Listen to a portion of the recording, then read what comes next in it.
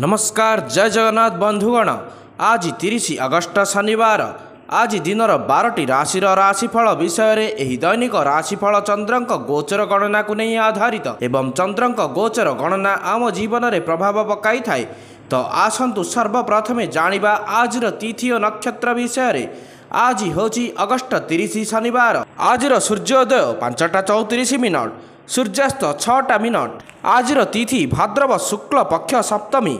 आजर नक्षत्र विशाखा नक्षत्र। आजर निषिद्ध खाद्य ताल। रात्र 10टा 30 पर नड़िया खाइबा निषेध। आसतु जानिबा आजर राशिफल विषय में। राशिचक्र प्रथम राशि मेष राशि।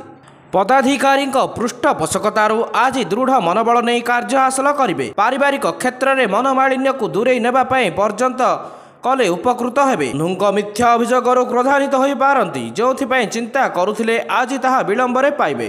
संतान संततिक इच्छा रक्षा करी शांति पाइबे। सहकर्मी मानक सह शत्रुता मेंटिजिब। व्यवसायिक सफलता और लोक संपर्क आत्मसंतोष बढ़ाइब। निजर योग्यता और क्षमतार बहुत लाभ मिलिब।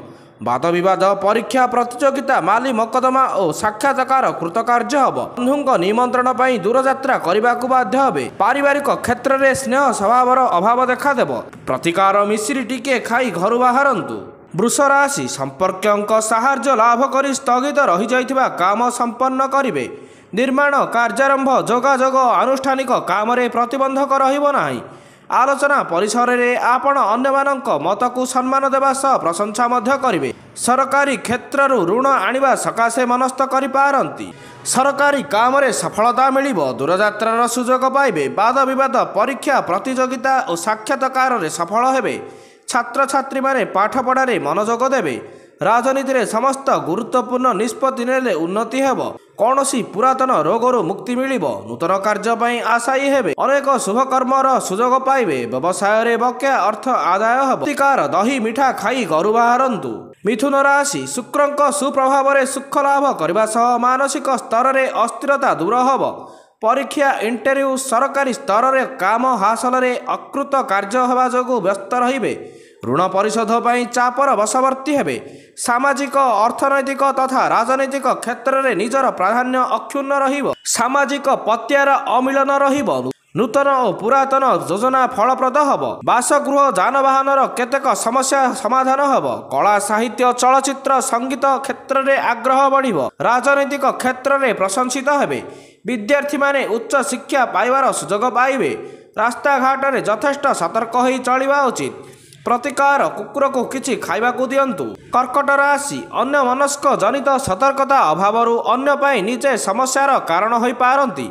स्त्री स्वास्थ्य हानि किंबा मतपार्थक्य जनित बाक वितंडा सृष्टि हेब। स्वास्थ्य प्रति ध्यान नदेले परे बहुमूल्य देवाकू पड़ी पारे। कला साहित्य संगीत क्षेत्र में निज साधनार कृत्य कृतित्वर अधिकारी हो पारती। उच्च पदस्थ व्यक्ति ठारू सम्मान मिलिब। परीक्षा और प्रतियोगिता आशा मुताबक फल पाइबे। आय उपार्जन क्षेत्र प्रति संकट सृष्टि हेब नाही। परिवार सदस्यों सह सौहार्दपूर्ण संपर्क रहिब। टंकार आवश्यकता पूरण हेब। निजर प्रभाव और पराक्रम वृद्धि पाइब। ऑफिसर बा अधिकारी काम रे प्रसन्न रहिबे। राजनैतिक जीवन में शत्रु माने दुर्बल हेबे। प्रतिकार गोमाता को किछि खाइबा को दियंतु। सिंह राशि कर्म क्षेत्र में सहकर्मी साहाय्य और सहयोग लाभ करी कार्य साधन करिवे। पारिवारिक जीवन में खल लोकंक कान कुहा कथा सुख संतोषर बाधा उपजाइब। गुरुत्वपूर्ण काम निर्दिष्ट समय न होबारु अन्य उपरे विरक्त हेबे। यात्रा समय बंधु को प्रतीक्षा करी असंतुष्ट हो पारती। अध्ययन अध्यापना तथा रचनात्मक क्षेत्र में सम्मानित हेबे। स्वास्थ्य रे परिवर्तन अनुभव करिवे। आध्यात्मिक धर्म कार्य रे लिप्त रहिबे। कौनसी रोचक बा ज्ञानवर्धक साहित्य प्रति मन बढ़ाइबे। व्यापार वाणिज्य और कर्म कार्यर स्थिति संतोषजनक होगा फल आर्थिक स्थिति को सुधारी पारिबे। आवश्यक नूतन वस्तु क्रय करें। परिवार और मित्रों सह समय बिताई पारती। प्रतिकार तुलसी मूल माटी धारण करंतु। कन्या राशि आजिर ग्रहजोग प्रभाव कार्य हासिल सह आर्थिक उन्नति। बंधु संपर्क और प्रतिद्वंदिता विजय लाभ कराइब। कौनसी पारिवारिक कथा मन को आलोड़ित करें। अप्रिय सतकथा कही बंधु महल अपमानित हो पारती। अप्रिय सतकथा कही बंधु महल अपमानित हो पारती। କଚେରୀ ମାମଲାର ଶୁଣାଣି ବିଳମ୍ବରେ ଘଟିବା ଜନିତ ମନ ଉଦ୍ବେଗଯୁକ୍ତ ରହିବ। ସ୍ୱାସ୍ଥ୍ୟରେ ସୁଧାର ଆସିବା ସହ ମାନସିକ ଏକାଗ୍ରତା ବଜାୟ ରହିବ। ରାଜନୀତିରେ ଅଧିକ ଭାଗ୍ୟବାଦୀ ହୋଇ ନିଜ ଗୋଡ଼ରେ ନିଜେ ଠିଆ ହେବାକୁ ସାହସ ବାନ୍ଧିବେ। ନୂତନ କାର୍ଯ୍ୟାରମ୍ଭ, ଶତ୍ରୁହାନି, ଉଚ୍ଚ ଆଶା ସଫଳ, ଆୟ ବୃଦ୍ଧି, ଋଣ ମୁକ୍ତି, ଲୋକ ସମ୍ପର୍କ ବୃଦ୍ଧି ହୋଇ ସମ୍ମାନିତ ହେବେ। ଅଧୀନସ୍ଥ କର୍ମଚାରୀ ଓ ସହକର୍ମୀଙ୍କ କାମ କାର୍ଯ୍ୟରେ ସନ୍ତୁଷ୍ଟ ରହିବେ। ବ୍ୟବସାୟରେ ଆଶାତୀତ ଲାଭ ପାଇବେ। ପ୍ରତିକାର ଚନ୍ଦନ ମୁଣ୍ଡରେ ଲଗାନ୍ତୁ। ତୁଳା ରାଶି, ପାରିବାରିକ ଜୀବନ ସୁଖ ଶାନ୍ତିରେ କଟିବା ସହ ନୂଆ କାମଟିଏ ଆରମ୍ଭ କରିବେ। କର୍ମକ୍ଷେତ୍ରରେ ପ୍ରତିକୂଳ ପରିସ୍ଥିତିର ଚାପ ଦୁଶ୍ଚିନ୍ତାର କାରଣ ହୋଇପାରେ। ଅନ୍ୟମାନଙ୍କ ଭୁଲ ଧାରଣା ଯୋଗୁଁ ଭଲ କାମ କରି ମଧ୍ୟ ନିନ୍ଦା ଶୁଣିପାରନ୍ତି। ବନ୍ଧୁମାନଙ୍କ ସାହାଯ୍ୟ ଏବଂ ସହଯୋଗ ଫଳରେ ଆର୍ଥିକ ସ୍ଥିତିରେ ପରିବର୍ତ୍ତନ ଆସିପାରେ। ସମ୍ପର୍କୀୟ ବନ୍ଧୁ ସାହାଯ୍ୟରେ ସହଯୋଗ କରିବେ। ରାଜକୀୟ ମାମଲାରେ ସଫଳତା ମିଳିବ। ସାହିତ୍ୟ କଳା କ୍ଷେତ୍ରରେ ମଧ୍ୟ ଆକର୍ଷିତ ହେବେ। ମାଙ୍ଗଳିକ କାର୍ଯ୍ୟରେ ଯୋଗ ଦେବେ। ରାଜନୀତିରେ ଲୋକ ସମ୍ପର୍କ ଆତ୍ମସନ୍ତୋଷ ବଢ଼ାଇବ। ପାରିବାରିକ କ୍ଷେତ୍ରରେ ସାଧାରଣ ଚଳଣି ଅତୁଟ ରହିବ। ଆର୍ଥିକ ସମସ୍ୟା ସମାଧାନ ହେବ। ଚାକିରିରେ ଆପଣଙ୍କ ଅଫିସର ଓ ସହକର୍ମୀଙ୍କ କାମର ପ୍ରଶଂସା କରିବେ।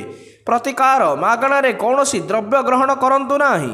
ବିଛା ରାଶି, କାର୍ଯ୍ୟସିଦ୍ଧି ସହ ସ୍ୱାସ୍ଥ୍ୟରେ ଉନ୍ନତି ଘଟିବାର ଲକ୍ଷ୍ୟ କରି ଆଶ୍ୱସ୍ତି ଲାଭ କରିବେ। ସାମାଜିକ ସ୍ତରରେ ପାରିପାର୍ଶ୍ୱିକ ପରିସ୍ଥିତି ଭଲ ରହିବ। ଆକସ୍ମିକ ଭାବରେ କୌଣସି ସମସ୍ୟା ହେତୁ ନିର୍ମାଣାଧୀନ କାର୍ଯ୍ୟ ସ୍ଥଗିତ ରହିପାରେ। ଉପରିସ୍ଥଙ୍କ ଆଦେଶ ଅନୁସାରେ କିମ୍ବା ଘରୋଇ କାମରେ ହେଉ ଆପଣଙ୍କୁ ଦୂରଯାତ୍ରା ପାଇଁ ପ୍ରସ୍ତୁତ କରିପାରନ୍ତି। ପରିବାରରେ ଅପ୍ରୀତିକର ପରିସ୍ଥିତି ଦେଖାଦେଲେ ମଧ୍ୟ ସମସ୍ୟାକୁ ସୁଧାରିବା ପାଇଁ ଚେଷ୍ଟା କରି କୌଶଳ କ୍ରମେ ସମାଧାନ କରିବେ।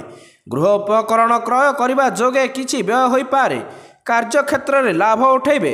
ଦୁଃଖୀ ଲୋକଙ୍କୁ ସାହାରା ହେବେ ଓ ବ୍ୟବସାୟ କ୍ଷେତ୍ରରେ ଅନେକ ପ୍ରକାରର ସୁବିଧା ସୁଯୋଗ ପାଇବେ।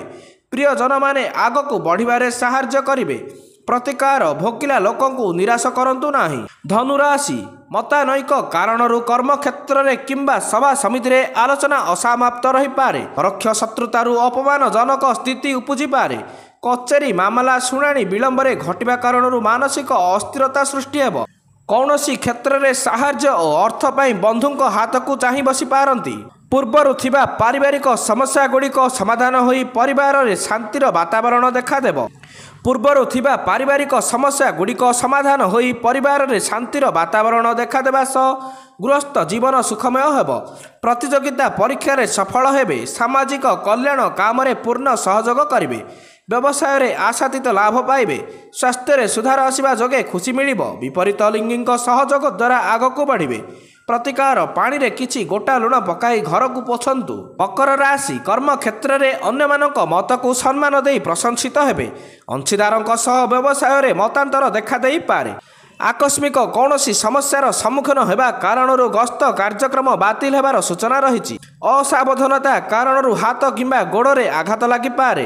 ନୂଆ ଲକ୍ଷ୍ୟକୁ ନିର୍ଦ୍ଧାରିତ କରିପାରିବେ। କୋର୍ଟ କଚେରୀ ମାମଲା ଓ ବାଦ ବିବାଦ ଆପଣଙ୍କ ସପକ୍ଷରେ ଯିବ। ଯେକୌଣସି କ୍ଷେତ୍ରରେ ଧନ ନିବେଶ ପାଇଁ ଆଜି ଉପଯୁକ୍ତ ସମୟ। ନୂତନ ବନ୍ଧୁ ଭେଟ ହୋଇ ଆଲୋଚନା କରିବା ଦ୍ୱାରା ବିତି ଯାଇଥିବା ମାମଲାରେ ସଫଳତା ମିଳିବ। ମିତ୍ରଙ୍କ ସାହାଯ୍ୟ ଦ୍ୱାରା ପ୍ରେମ ସମ୍ପର୍କରେ ଆନନ୍ଦିତ ହେବେ। ପ୍ରପର୍ଟି ସମ୍ବନ୍ଧୀୟ ମାମଲା ଶତ୍ରୁଙ୍କ ମଧ୍ୟସ୍ଥତା ଦ୍ୱାରା ଦୂର ହେବ। ପ୍ରତିକାର, ଦହି ମିଠା ଖାଇ ଘରୁ ବାହାରନ୍ତୁ। କୁମ୍ଭ ରାଶି, ସ୍ଥଗିତ ରହିଥିବା କେତେକ ପୁରୁଣା ବାକିଆ କାମ ଶେଷ କରିବାକୁ ବାଧ୍ୟ ହେବେ। ପ୍ରିୟଜନଙ୍କ ସାହାଯ୍ୟ ମାଧ୍ୟମରେ ଜମିଜମା ସମ୍ପର୍କ ବିବାଦର ଆଶୁ ସମାଧାନ ହେବ। ଯାନବାହନ ନିର୍ମାଣ, ଶିଳ୍ପ, ବାଣିଜ୍ୟ ଆଦିରେ ଶୁଭ ଫଳ ପାଇବେ।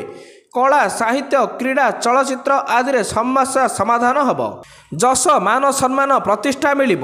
ଜମିବାଡ଼ି, ଘର ଓ ଜାଗା ନେଇ ଥିବା ଦ୍ୱନ୍ଦ୍ୱର ସମାଧାନ ହୋଇପାରେ। କର୍ତ୍ତବ୍ୟନିଷ୍ଠ, ଉଦ୍ୟମୀ, ଦକ୍ଷ, ଜନପ୍ରିୟ ହିସାବରେ ଆତ୍ମସନ୍ତୋଷ ମିଳି ଭାଇ ବନ୍ଧୁମାନଙ୍କ ସାହାଯ୍ୟ ସହଯୋଗ ପାଇଁ ପ୍ରଶଂସିତ ହେବେ। ଭାଇ ବନ୍ଧୁମାନଙ୍କ ସାହାଯ୍ୟ ସହଯୋଗ ପାଇଁ ପ୍ରଶଂସିତ ହେବେ। ସନ୍ତାନଙ୍କ ଖୁସି ଖବର ପାଇ ମାନସିକ ଶାନ୍ତି ପାଇବେ। ଅଟକିଥିବା ବା ଉଦ୍ଧାର ଦେଇଥିବା ଟଙ୍କା ମିଳିବ। ଧାର୍ମିକ କାର୍ଯ୍ୟରେ ରୁଚି ବଢ଼ିବା ଫଳରେ ସମୟଗୁଡ଼ିକ ହସ ଖୁସିରେ ବିତିବ। ପ୍ରତିକାର, କଦଳୀ ଗଛ ମୂଳରେ ହଳଦୀ ପାଣି ଦିଅ। ମୀନ ରାଶି, ଅବିମୃଷ୍ୟକାରିତାରୁ ପ୍ରତ୍ୟେକ କ୍ଷେତ୍ରରେ ଆଗପଛ ବିଚାର ନ କରି କାମ କଲେ ଅପଦସ୍ଥ ହେବେ। ବନ୍ଧୁଙ୍କ ଅସଦନ୍ତ କାର୍ଯ୍ୟକଳାପ ଆପଣଙ୍କ ସମସ୍ୟାକୁ ବଢ଼ାଇପାରେ। ଆଜି ଶିଳ୍ପ, ବାଣିଜ୍ୟ, ପରିବହନ ମାନ୍ଦା ହେବ ନାହିଁ। ସାହିତ୍ୟ ଚର୍ଚ୍ଚା, ସାମ୍ବାଦିକତା, ସରକାରୀ କାମ ଏବଂ ସାଂଗଠନିକ କାର୍ଯ୍ୟ ନେଇ କାମର ଚାପ ବୃଦ୍ଧି ପାଇବ। ସତର୍କ ନହେଲେ ବ୍ୟବସାୟରେ ଉଦ୍ଧାର ଦେଇ ଫେରି ପାଇବା କଷ୍ଟ ହେବ। ଶ୍ରମିକ ଓ କର୍ମଚାରୀମାନେ ଖାମଖିଆଲ କରି ସ୍ଥଳ ବିଶେଷରେ ବିଦ୍ରୋହ ବା ଅଶାନ୍ତିର ମୁହାଁମୁହିଁ ହୋଇପାରନ୍ତି। ରାଜନୀତି କ୍ଷେତ୍ରରେ ଆନ୍ତରିକ ମୂଲ୍ୟାଙ୍କନର ଅନୁଭୂତି ଜାଗ୍ରତ ହେବ। ଧାର୍ମିକ କାର୍ଯ୍ୟରେ ରୁଚି ବଢ଼ିବ। ବନ୍ଧୁ ମିତ୍ରଙ୍କ ଆଗମନ ହେବ। ନିଜ ଲୋକ ମନମୋଟିଆ ହେବେ। ବାହାରକୁ ବାହାରିଲେ ସତର୍କତା ଅବଲମ୍ବନ କରିବା ଉଚିତ। ପ୍ରତିକାର କୁଆପାରାଙ୍କୁ ଚାଉଳ ଖାଇବାକୁ ଦିଅନ୍ତୁ।